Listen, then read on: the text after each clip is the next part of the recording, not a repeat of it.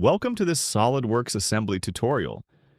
In this video, you'll learn how to assemble a complete motor blower using essential mates like concentric, distance, width, and coincident. We'll guide you step by step, from importing parts to final alignment, helping you understand how real-world mechanical assemblies come together in SolidWorks. Let's get started.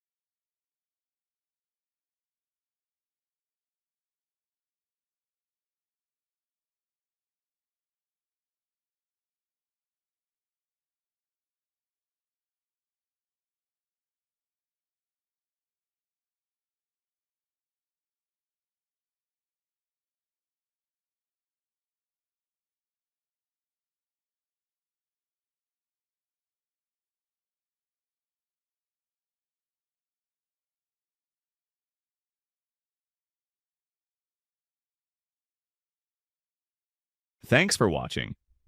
If you found this tutorial helpful, don't forget to like, share, and subscribe for more SolidWorks and CAD design videos. Drop a comment below if you have questions or suggestions for future tutorials. See you in the next one.